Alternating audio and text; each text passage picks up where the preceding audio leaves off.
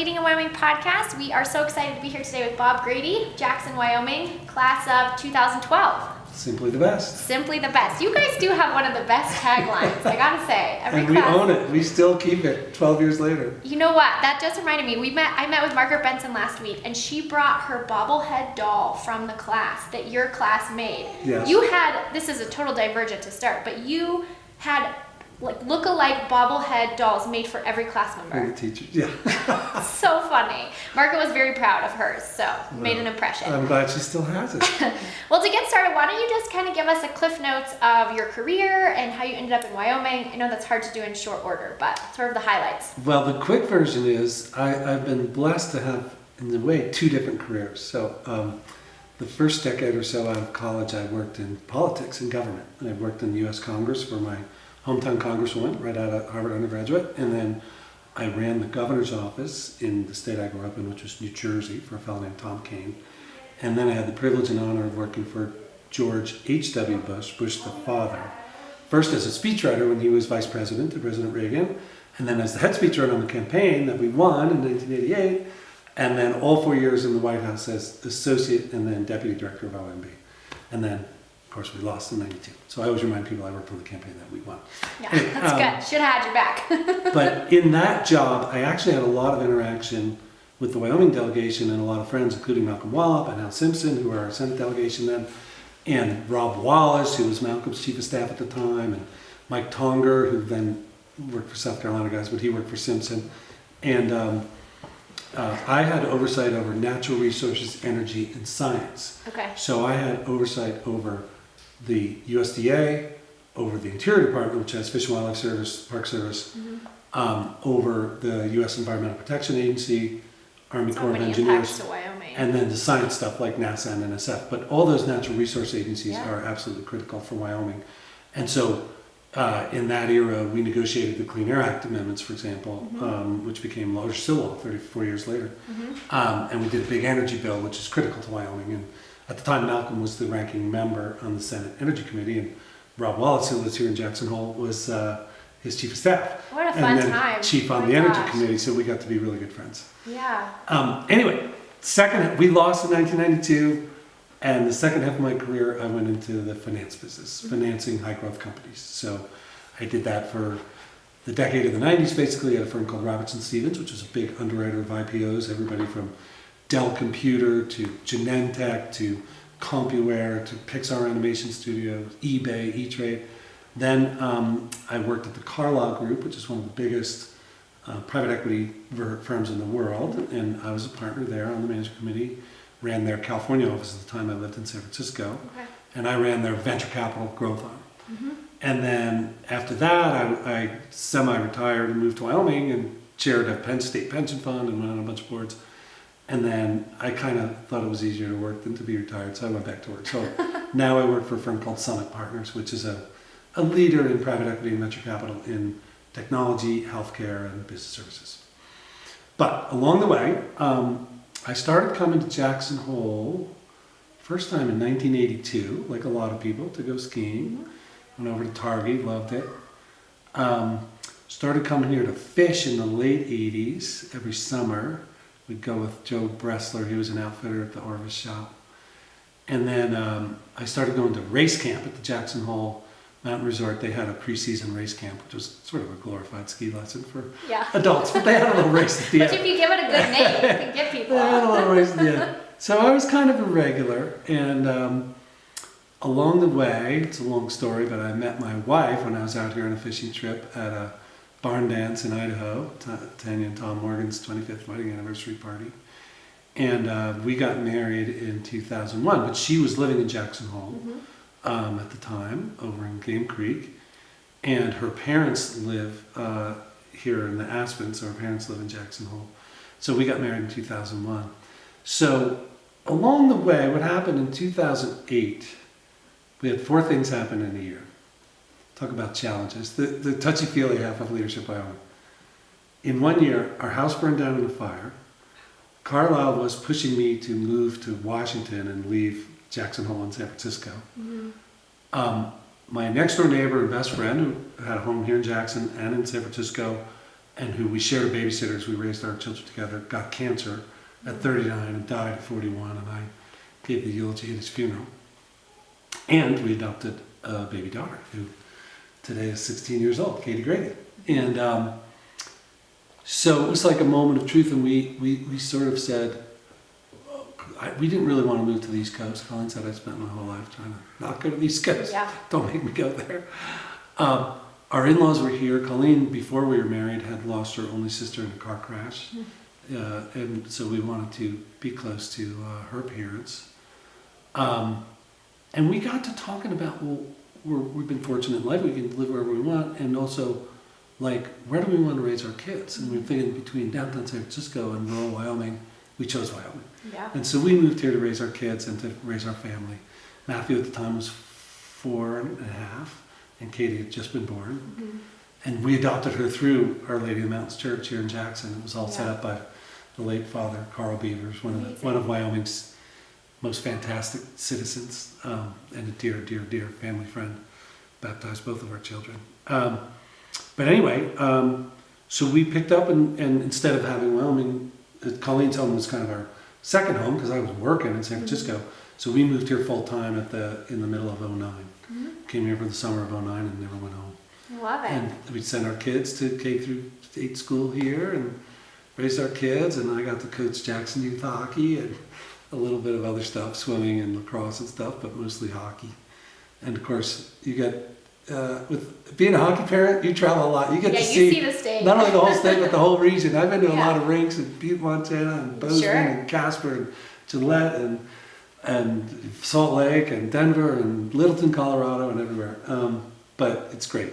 And so it's been a great place to raise our kids, and it's been great to be involved in the state. Oh, well, your career is such an interesting combination of government and business, and now serving on various nonprofit boards, or, you really do have this unique view of sort of the whole economy and what's working and what challenges people are facing. What led you to decide to do Leadership Wyoming, or that was maybe a few years after you were here full time? Yeah, well, I think Leadership Wyoming should honestly be replicated in all 50 states. It's such a unique and great thing because you meet people from all over the state, you meet the leaders from all over the state, it's consciously bipartisan, and the whole orientation is, here's the future of the state, here are some issues, both positive and negative, here are our assets, here are our challenges, and the orientation is how can we work together to make Wyoming a better place? Yeah. How can we improve life in our state? How can we improve everybody's standard of living?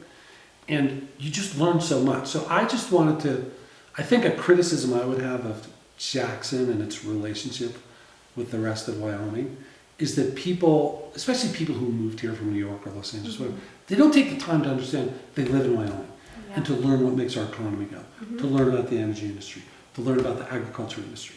Sure, they're going to learn about the tourism industry being in Jackson Hole, fine.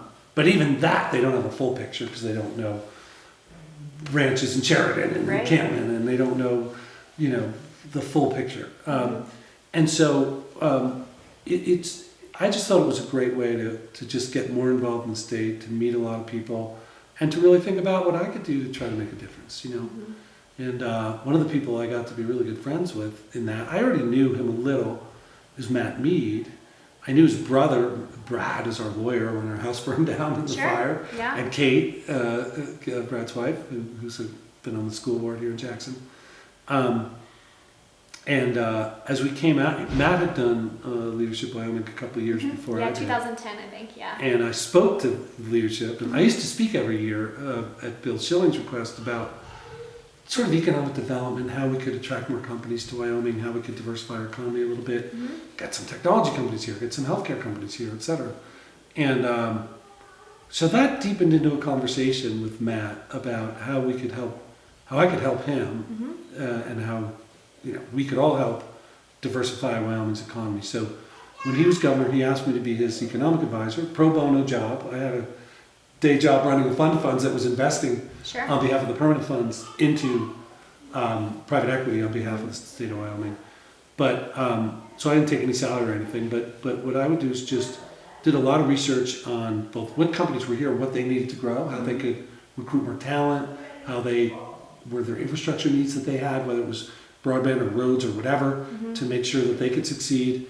But then as Matt and I got into it, we'd hear of a company that was thinking of adding people, and I would call them. I would call their owners, who a lot of times were private equity firms or large corporations, say, hey, what would it take to get you to move to Wyoming? And it's a small world, and having been an investor in that business for a long time, I knew a lot of these people, and we got, a couple different companies to come, and then, partly also was introducing Matt to some bigger, particular technology companies.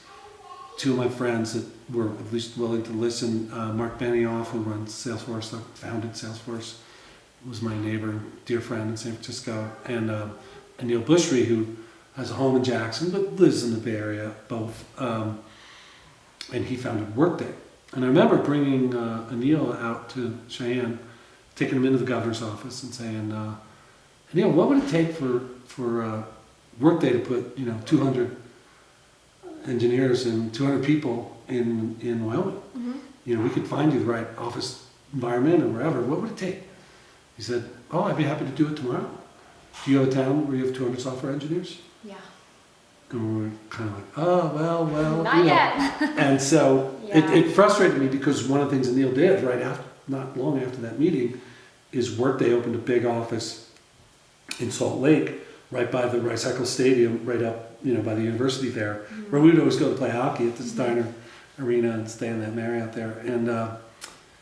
And I think it was just a human capital mismatch, right? And one of the things we tried to do we started doing these venture capital conferences with John Temte, some other folks, and Matt, and engaged the Department of Computer Science at the University of Wyoming. My big idea was we should replicate what Randall Stevenson, who was at the time the CEO of AT&T, who also has a home in Jackson Hole.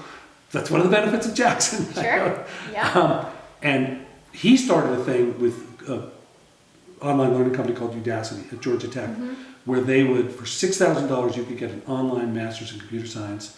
You had to go there to the Georgia Tech campus for like the opening day and the final exam, but other than that, it was online. And the whole class had a job by February of the academic year. And Randall hired, I think they were turning out like 6,000 engineers a year, and Randall was hiring 2,000 of them at AT&T. But anyway, we have this asset, which is we have a great computer science department at the university, but we have the footprint of Wyoming's phenomenal community college system. We have these campuses, we have these locations, the kids are going there, the technology's connected, we've got high-speed internet going into those campuses, and so one idea was, well, why don't we sort of have some more online computer science opportunities? Sure. And I think that's been slowly building up, and other things have evolved. We created a thing here years ago in Jackson Hole called Silicon Couloir, and sort of be a place where startups would have other startups to talk to. And one of the things we did with that over the years was develop, and in one case own, a shared workspace where people could have high-speed internet, a good work environment, a good background for your Zoom nowadays, a competent secretary or whatever. But you could be two software developers who work for Google, but you can live in Wyoming, And that's sort of grown, and there's been a bunch of startups that have come out of that. Some are small, some have been sold, some have succeeded, some haven't, but that's the nature of high-growth companies. Anyway, that's a ramble, but... No, it's great. It's a lot of what we're talking about. A new program that we were running is called the Wyoming Academy, and its focus is on economic development and community development. Right. And we talk a lot about these issues, sort of chicken and egg problems of like, we want more diverse companies, but we don't have the workforce. But that doesn't mean we just throw up our hands and say, oh, wow, we'll just wait until one of those changes. It means we go out and look for, okay, what's an industry that we don't need 200 engineers, but we need, 20. 10. And they want to live in Jackson or Sheridan or Cheyenne or data centers that, and I think too, and Matt Mead was so good at saying this, and so is Governor Gordon as well, one thing is not going to replace the natural resource industry. No. And so we have to try all these things, and some will succeed and some won't, and that is part of just figuring out what the next landscape is for Wyoming. I agree with that, but I also think the last really 2 or 3 decades are a moment in time where the world has evolved in a way that works to Wyoming's advantage. Because if you think about Wyoming 100 years ago, well, what was the problem?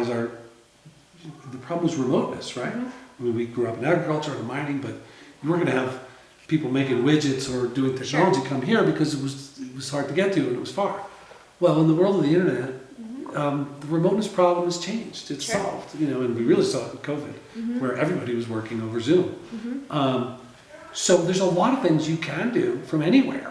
You can read a medical image from Casper just as well as sitting in a hospital in San Francisco. You can write a piece of code and software sitting at a desk anywhere in the world as long as you're connected to the internet.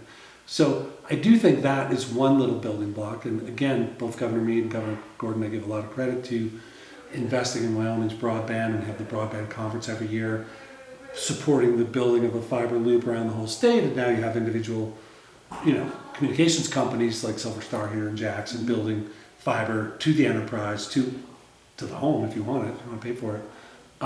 That's really high speed and can enable that. So there are things that make it possible. I also think that I think the rest of the world and people in Jackson maybe are guilty of this. The energy industry is not going away. Right. It's a huge strength of the United States of America, and it's a huge strength of Wyoming. And we need energy, and we need baseload power forever. So the whole idea that, we're not going to have any more fossil fuels, that's ridiculous on the face of it, right? And okay, there's been a bit of a shift from coal, first of all, from high sulfur coal to Wyoming's low sulfur coal. So the first 20 years of the Clean Air Act was a big boon to Wyoming. Right, because it we couldn't used our happen on Powder the River East coal, Coast. Yeah. because it was a lot cleaner. Yeah. And then over time, there's been a shift, partially because the government regulators have forced it, but partially because gas got so much cheaper because of fracking, which is again a technological innovation, to natural gas. But the whole idea that we're going to have, we have a world where you mentioned data centers. Data centers went from consuming 0% of the electric power in the United States to consuming 6-8% now, and it's going to go up. Right. And if people think they're going to charge their electric cars or we're going to electrify the whole economy, well, we have to generate the electric power. We want to have semiconductor plants come home and not have them in Taiwan or in China. You can't have a process manufacturing facility like a semiconductor fab without baseload power. Yeah. So we need natural gas, not for the next transition fuel. I don't believe that phrase. We need it for the next 2 centuries, And by the way, it is a bit cleaner from a carbon perspective than some certain other fuels, than oil, burning oil in a power plant or coal. And we have plenty of it, in Wyoming. So I still think there's a long way to go in our core industries in energy and in agriculture and in, tourism. More and more people, frankly, coming here. Now we have a different problem in Jackson. Oh, we got too much traffic. And, and people moved here in COVID and bid up the price of housing. So we have a housing affordability issue. And then you build more housing and you have more traffic. So there's a little bit of a chicken egg. Yeah, they're all over the place. Yeah. Well, thinking back on your Leadership Wyoming experience, what are 1 or 2 moments or conversations or experiences that really stood out to you of getting to know Wyoming or just important moments in your life? Well, I think the single best part of the program is that you get around the state, excuse me, and you learn about the state. And I loved, and I had been to them anyway because I had a job in energy policy in the U.S. government, but I love going to the coal mines in the Powder River Basin in Campbell County. And for other people from other parts of the state to see the size of the tires on those huge production trucks to haul the coal out of there. Yeah. I love going to meet with the sheep ranchers in Sweetwater County. I love going in the Trona mines. I love just getting around the state, spending a day going around Casper Medical Center and learning about the hospital business. And spending time with our legislators in Cheyenne. And for me, it was fun to host here because I was on the board of the Jackson Mountain Resort ever since then, since about 2011. And I'm just getting off now, it's been sold, but and taking people to the Grand Teton National Park. And so I just like that you just learn so much about the state and understand its incredible history and diversity. Leadership has another thing which is really effective, and we used to do this at Stanford Business School. I went to business school at Stanford, got my MBA there, taught there for a dozen years. But of course, they're called touchy-feely, which was interpersonal dynamics. It was basically, how do you come across, how can you come across better, how do you become a better listener to other people? Just be aware of how you are in an organization so you can be more effective as a leader and as an employee and whatever it is you choose to do in your life. And I think that half of the Leadership Wyoming course, where you did get to get really close to a couple people in your class, and you did get to talk about life and what you were worried about and what you should be worried about, and and understand how other people might perceive you, and plot out a purposeful life. Think about, well, what is it you really want to accomplish in your life, and how can you more effectively plan to do that? You're never going to be able to plan everything out, and Right. believe me, my career's been all over the map, as you said at the beginning. So I've done 20 different things. I'm still trying to figure out what I want to be when I grow up. But, Yeah, why bother? but I do think it's that piece of it, reflecting on A, how to be a leader, B, how to achieve your goals in life, but C, how to help the state and achieve the goals of the state. That's really valuable. And because when we're all busy, we all work a lot, and you don't always have time to reflect with peers who can help you think through it and say, well, wait a minute. If you really want to do this, why are you spending so much time doing that? Yeah, these are your values. Simple Why stuff. don't you go chase this? Yeah. I've been reflecting lately that there's sort of this a river sort of widens and narrows and widens and narrows, and I think sometimes in our lives we set out and whatever goals we have, I'm going to change the world, or I'm going to be in this field, and you sort of have this maybe that's the narrow part, and then you get a family and you're like, okay, now I just got to put food on the table, or I got to just grind, get through it. But a lot of people come to Leadership Wyoming when they're coming back to a convergence in their life, which is, who am I? Where am I going? Is this the life I wanted? And if not, how can I take steps to align in that direction? And it feels like such a privilege for us to have a room full of people who are asking those questions and supporting each other. Because, the saying, leadership is lonely, and it can be lonely sometimes, in the sense that you can't always talk to the people you supervise about what you're thinking about. What do I want to do? You're not supposed to. It might not be appropriate. Exactly. I'm worried about X. Yeah, and so it's a really, I think that the intimacy of the relationships formed, I think, comes from a lot of people don't have another person like their Leadership Wyoming cohort to consult with. I agree. Yeah. The other thing I think is really valuable is, and it may be that this is a self-selected group, people who choose to do something like Leadership Wyoming are going to be more other directed. They are going to be more worried about the future of the state. Sure. They want to be involved. Yeah. They want to help their community invested. or their state or their country. And it's consciously, as I said at the outset, bipartisan. I actually think we need more of that in our public life in America. One of the things that I'm still working on in my life, it's a little bit of a disappointment. I've served in government early in my career. I've been kind of involved at the periphery, helping the Matt Meads and the Mark Gordons, and frankly other governors. I was saying the other day to somebody, I think I've written 20 or 30 state-of-state messages for different governors, because I wrote them all for Chris Christie, when he was governor of New Jersey, for Pete Wilson and Arnold when they were in California. I wrote one for Matt and helped him with one of his announcement speeches. But I always thought I would like to serve again, but it's hard to figure out how, where, and how best to serve. And one of the things that I think deters people from serving is this perception, probably accurate in today's environment, that everybody's just fighting all Nasty.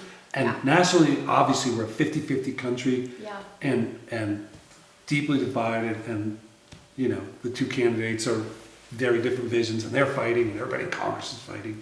The Senate's 50-50, the House is 50-50.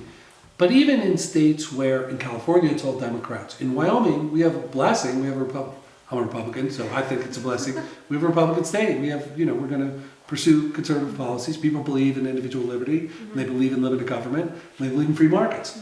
But even here, we fight. Totally. And within our own party, Fractions within our own party, we got people shooting at each other and trying to knock off the other guy, and vice versa. And I'm not going to say who's too moderate and who's too conservative or who's whatever, but it's like, we should take the blessing of having at least everybody being in one party and think about how to move the state forward. And, you think about, and so I still think about how can you contribute more to building a better country, and to building a better state, and to building a better community right here. And there's a million challenges in Jacksonville. The most recent one is our road over to Idaho collapsed this spring. But, but I do believe, I just came from having served for President Bush. We had a reunion at his library in College Station, Texas, a week or two ago, for all the people who'd served in his administration. And it was on the anniversary of his 100th birthday. Of course, he went right to the Second World War, the day he turned 18, and flew fighters over Japan and got shot down in the Pacific. But he used to say, any definition of a useful life has to include service to others. And that was his model. Yeah. And I believe there's something in that. I think you get a lot more meaning out of trying to make the world a better place. You know, and it might be helping one person, your own child. It might be helping another person in your community. It might be trying to help 10,000 people. It might be trying to help 340 million people. I don't know. Yeah, But something bigger than yourself. Yeah, I agree. Well, working on all the boards that you work on and the different industries you're involved in now, what do you think leaders today, what do you see either as one or two common challenges or skill sets that either they're lacking or that are important today? Or what's kind of your mentorship advice for many of the leaders who are kind of in the thick of it right now? I think two things. You know, I think sitting on boards, there is a skill, and being a business leader or being a government leader, there's a skill, and it is to be able to zone in and understand the micro and really to be able to understand the numbers of a nonprofit or the balance sheet and make sure the money's being properly accounted for or that we're fulfilling our mission, but also zone out and think of the macro and what is happening in our community or in the world that could affect us and that could really disrupt our business or make it better or is a big opportunity for us. And being able to zone in and zone out. And it's a little bit related to that thing I was talking about fighting. I think two things on a lot of boards, and this is true in nonprofits, it's true in corporate boards. One is there's a tendency to almost zone in too much, certainly in a public board where you're regulated by the SEC or whatever, and you're a reporting company, you're reporting every quarter. People zone in and like it's all about the legal. How do we, you know, you spend all your time in the administrative, you know, we could have filed this report, if you sell stock, you start a Form 4, we can't do this, we can't do that, we got to have a risk management committee, we got to have this, and we report, we send in our Sarbanes-Oxley. I mean, you kind of deal with the administrivia and the legal, and you don't think about the strategic. And then I think in our society we have this fighting, whether it's on nonprofits or on in companies, and that they're part of the puzzle too about how do we think of a bigger picture. And I think people get so narrow that there are real macro issues. Like what I worry about. My family's healthy, thank God. My wife is healthy. I'm healthy. Our kids are lovely. I worry about the world economy. I worry about the United States and the world. And I think, how are we going to be competitive in the world? And how is Wyoming going to be competitive in the country? And I think the United States is kind of fallen off the track a little of taking the steps to be competitive. We're not investing enough in math and science education. We're not, the government is spending all its money on benefits. Now my Republican side comes out, and not on university research and infrastructure and broadband and electric power and the things that will improve the productivity of the United States and make us more competitive in the world economy. We say, oh, we want to fight China because they've been terrible. And it's like, there's a certain extent to which, hey, China decided to adopt investment-led capitalism. Now, unfortunately, they have a nationalist and a militarist leading the government now, but for 30 years they didn't. They had people that were kind of favorable to the West and wanted to compete in the world economy. And that doesn't mean we should hate China. It means we got to be prepared to compete and have the best education and the best higher education and the best infrastructure and have broadband that works for everybody and have universities that can churn out people that can solve the problems of tomorrow. And so, you know, it's funny, I sit on a board of a big financial services company, Stifel. Been on there 15 years. I'm chairman of the risk committee. They say, what are you worried about? And I mean, the Federal Reserve had us, we have to make sure people weren't paying excess fees on their bank things. And then we had people making hundreds of thousands of dollars all get together. We had to mail 20,000 customers. And I said, does this mean we're spending millions to send people checks for $10? And they said, oh, you don't understand. We're sending people checks for 11 cents, 25 cents. And then we talk about, like I say, all the legal media, and I say, I don't worry about that. I don't worry about our stock. Our stock's at an all-time high because we have a diversified business. Here's what I worry about. Here's what I worry about. The Russians and the North Koreans and the Iranians are on the march, and yes, financed by China. And, you know, they're sitting there. It's very clear that the next time there's a war, it will be, yes, with kinetic real live fire, but it's also going to be cyber. And the Pentagon, I do investing in technology and including in defense technology where there's pilotless drones and there's a software to run the drones, there's battle command software. What the Pentagon wants to know right now is, can you operate in a communication denied environment? So I think of a business and I'm like, I'm not worried about sending someone a check for 11 cents for their late fees. What I'm worried about is, what happens if there's no internet in New York and in San Francisco and in Los Angeles and Chicago? Can we run our business? Are the data centers in Wyoming and in North Dakota going to be up? Can we still serve our clients? Will people be able to get their money out of the bank? Will they be able to raise money healthy and the country healthy? And not get bogged down in the little legal schmeagle administrivia, but also not fight over stuff that doesn't matter. And what really matters today, I think, is the competitiveness of the U.S. and world economy and our security. I think we have underinvested in defense for 30 years, since I was in the White House when the Soviet Union fell. I have a piece of the Berlin Wall on my desk in there that President Bush brought home with him.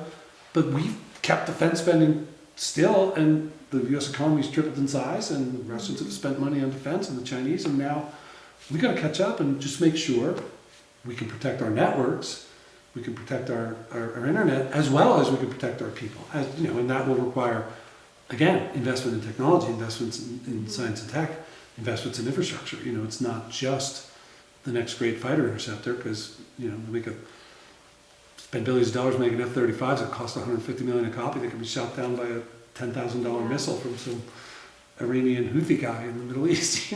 So we have to just think. One of the things I like about the investing world and about politics, but I really like it about the investment world, especially in technology and healthcare and stuff, is your job is to think about what's going to happen next. Like, where are we headed, and what are people going to do? How are they going to live? What technology are they going to use? And that's correlated, in my view, with delivering a better standard of living to people and giving them more opportunity. Now, thank God, for 200 years, the United States, every time there was a tech wave of, whether it was the Industrial Revolution or the internet, it's made people more productive, not less. And we've benefited because our people have been worked hard, and we had phenomenal universal public education, so we better keep that up to snuff and make sure our schools are good. But I do believe we can figure it out. We can figure out how to improve productivity, and we can figure out how to stay secure. But we're not going to do it if we just fight over stupid stuff, and we're not going to do it if we don't invest in the future. We're not going to do it if we take on $34 trillion of debt and it's all spent paying interest and paying for entitlements. So, well, maybe in that kind of lane of thinking about the future, you have 2 kids who are high school and college. Yes. What advice do you give them? And maybe with that, kind of how do you wrestle with these big global issues that can feel heavy and cumbersome, and like we'll never thread that needle perfectly. So how do you encourage your kids to go out, pursue their hopes and dreams, and also to be realistic about what do they need to know about and do? It's hard.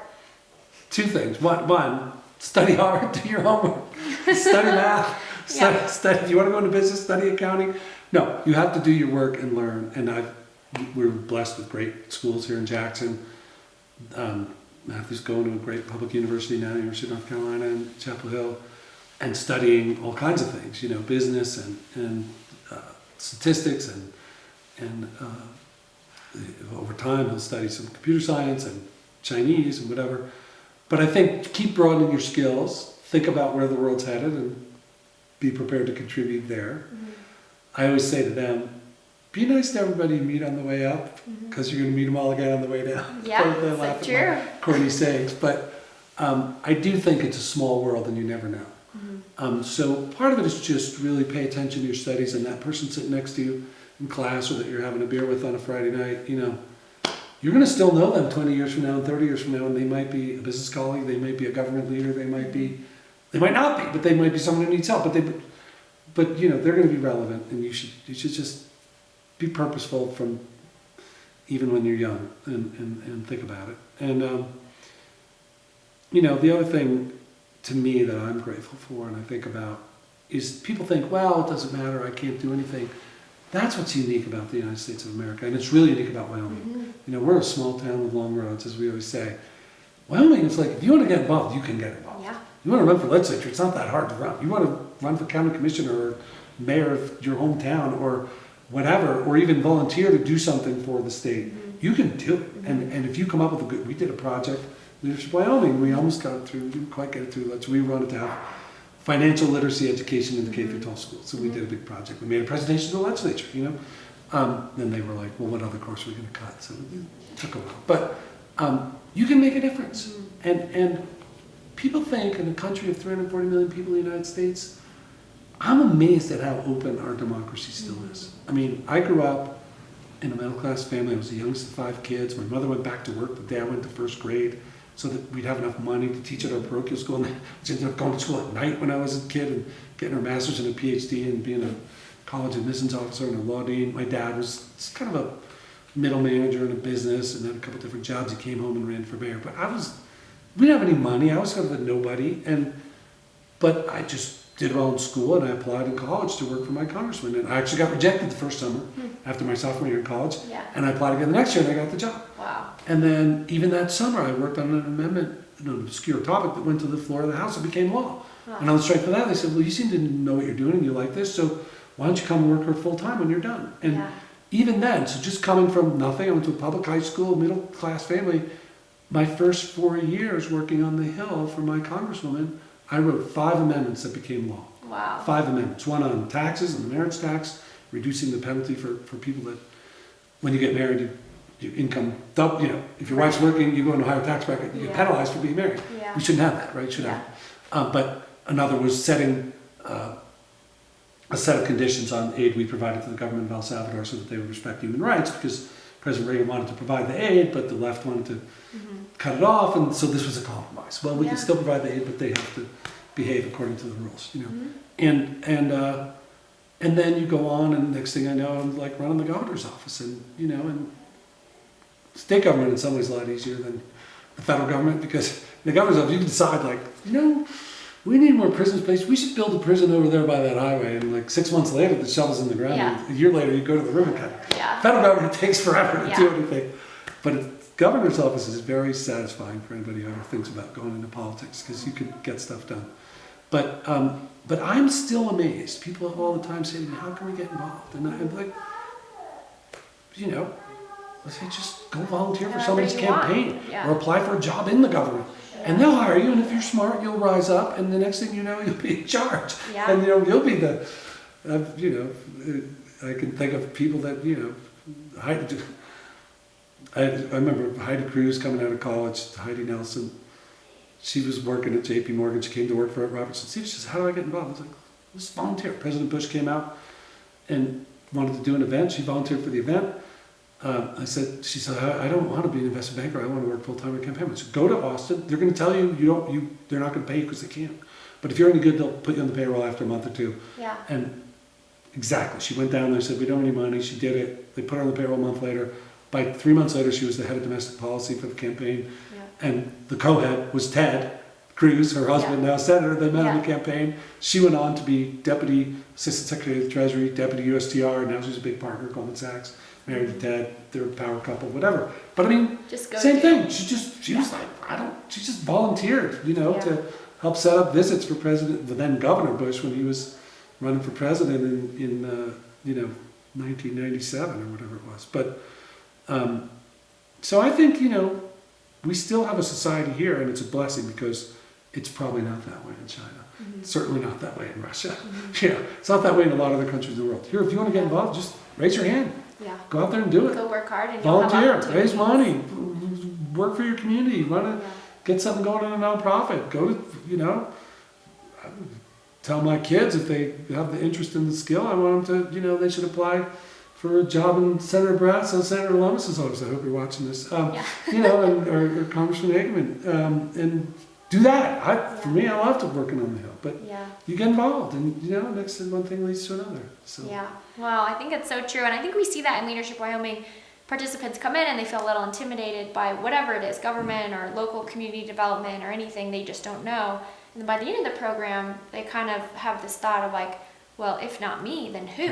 Like, there's not other people who are going to step in and do this, and they feel empowered. Yeah, I think that's something I feel proud of. It's not a prescription, like by the end of this program you'll run for office or you'll do this. It's, you know, you have to find the right path for you, but that you know have a team cheering you on, 40 people saying go for it, just like you were doing, and you see that those steps, that it's not too complicated, or it's not that difficult to just get involved and work hard and then chase the next opportunity that comes up. So and you learn more about the state, and I think it helps you also sort out what are issues that you think will make a difference and are important that you want to work on. Like, not everybody wants to be a school teacher, but maybe they want to be a hospital administrator, or maybe they want to be in the energy industry, or maybe they want to run a national park or a state park or whatever.